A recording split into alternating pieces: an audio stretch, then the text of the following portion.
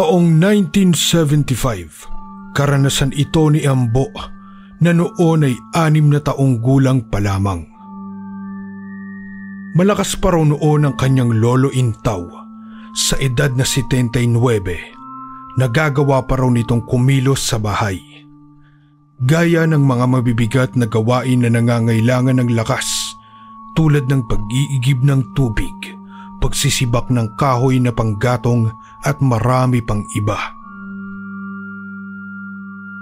Bukod sa maagang sumakabilang buhay ang ama ni Ambo, wala nang ibang lalaki sa kanilang maliit na pamilya kundi sila lang ng kanyang lolo Intaw. Kaya naman bata pa lang ay tinuturuan na siya ng kanyang lolo sa lahat ng bagay. Hangang-hanga si Ambo sa kanyang lolo dahil bukod sa matipuno pa ang pangangatawan nito ay mayroon itong kakaibang tapang na kahit mga bugoy na sisiga-siga sa kanilang lugar ay pinangingilagan si Lolo Intaw. Pero sa kabila ng pagiging matapang nito ay napakagaling nitong makipagkapwa-tao. May isang nakakapanindig balahibong paniniwala sa kanila noon. Kung hindi kayo pamilyar sa kikik, isa itong uri ng ibon na ayon sa sabi-sabi, alaga raw ito ng aswang. Sa oras daw na makarinig kayo ng huni ng kikik sa gabi, senyalis yon na may mamamatay. Isang mapayapang gabi, pagkatapos nilang maghapunan ay nagkwentuhan muna silang mag-anak bago matulog. Nakagawian na nilang gawin yon habang nagpapaantok. Nakatulog na ang ina ni Ambo, lola at mga kapatid. Tanging sila na lang ng kanyang lolo ang gising, ngunit hindi na sila nag-uusap. Sa palagay niya ay hindi pa inaantok ang kanyang lolo dahil dilat na dilat pa ito habang nakahiga. Maya-maya, biglang napabangon si Lolo Intaw. Umupo ito sa katre at para bang may pinakikinggan sa labas. Narinig din ni Ambo ang tunog na yon. Parang mabibigat na yabag na paikot-ikot sa kanilang bakuran. Bubuka na sana ang bibig ni Ambo para magtanong, pero sinenyasan siya ng kanyang lolo na huwag gagawa ng kahit anong ingay. Sumunod na lang si Ambo at naghintay ng mga susunod na mangyayari.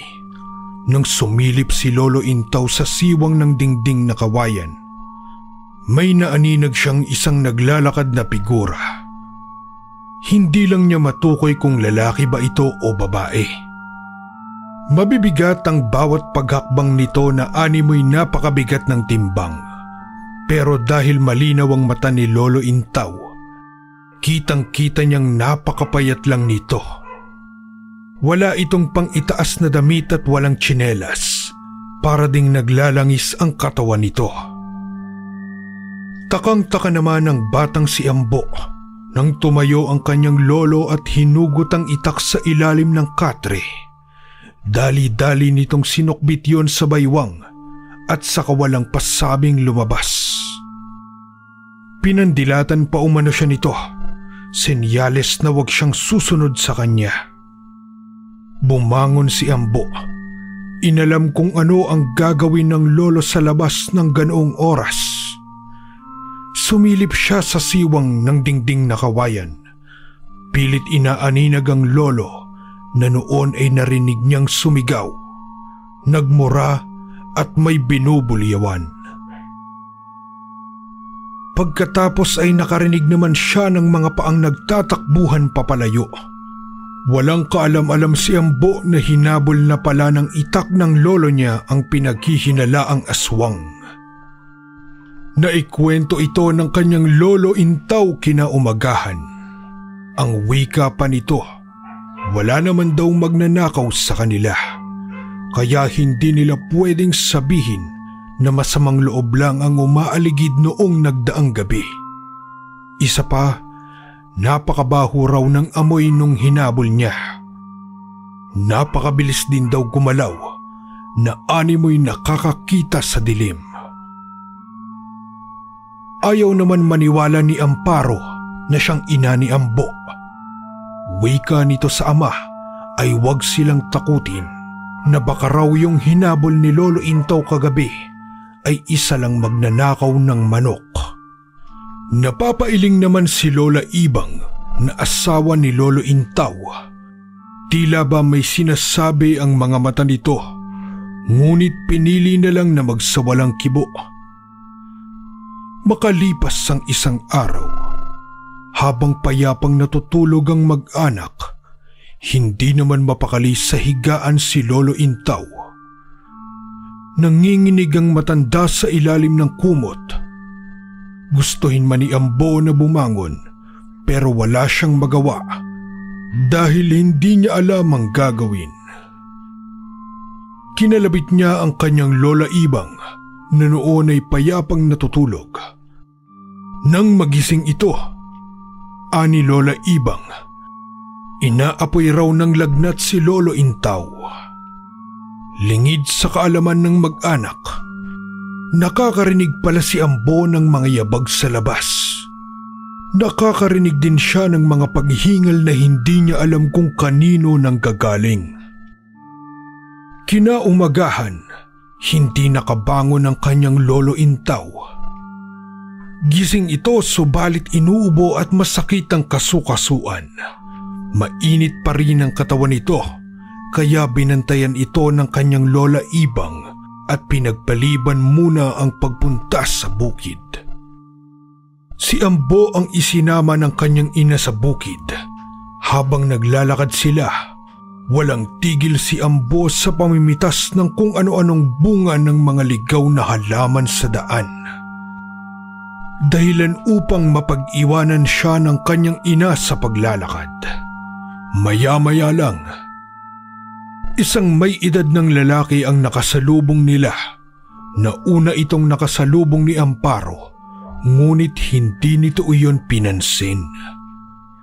Ilang metro pa lang ang layo nito kay Ambo. Napansin niya agad ang lawak ng pagkakangiti nito sa kanya.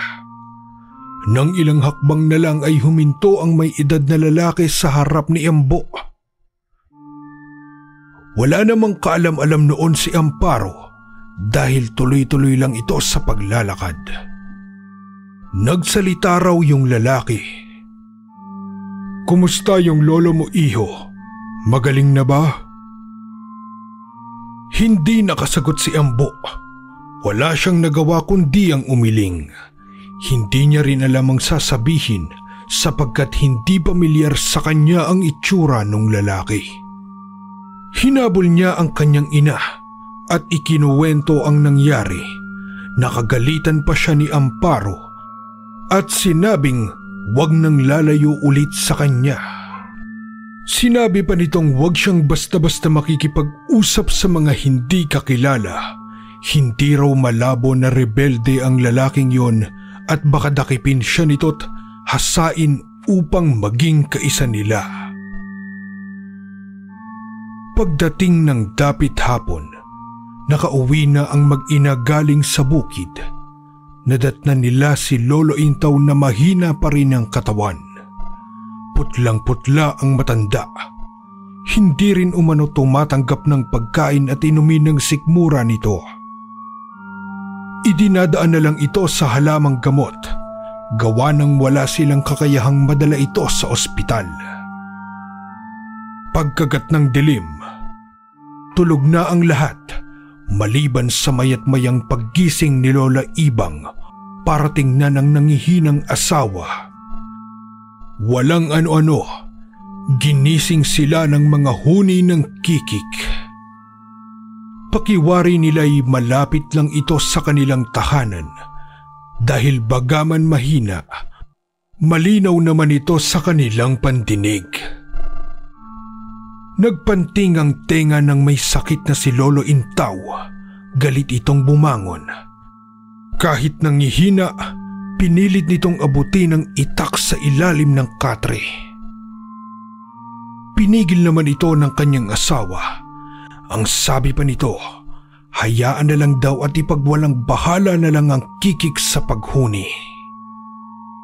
Hindi nagpapigil si Lolo Intaw. Dire-diretso itong lumabas. At nang makalabas, kahit hindi nakikita ang Kikik, malutong nitong minura ang ibon at itinaboy.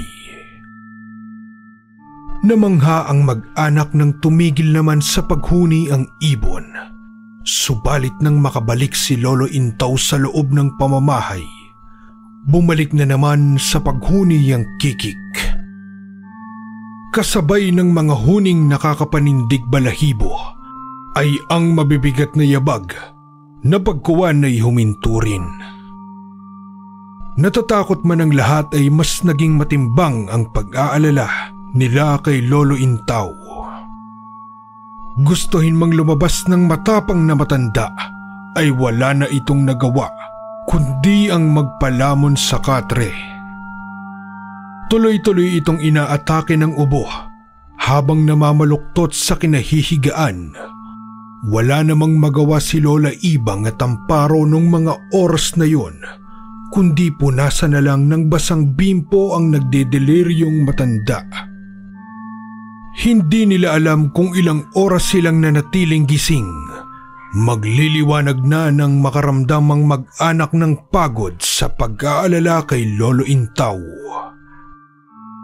Nakatulog ang lahat, ngunit si Ambo ay hindi makatulog kahit pa pinandilatan siya ng ina bago ito nahimbing. Nakatingin si Ambo sa kanyang lolo. Nakakaramdam siya ng awa sa sinapit ng matanda. Alam niyang inaaswang ang kanyang lolo. Narinig niya ito sa kanyang lola at ina nang mag-usap ang dalawa. Kumpirmado raw kung may magagawa lang sana siya.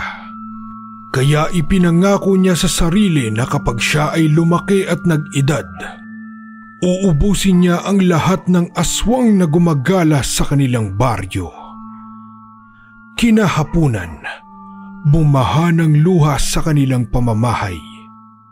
Pumanaw na si Lolo Intaw, na maalam na ang matikas na matanda.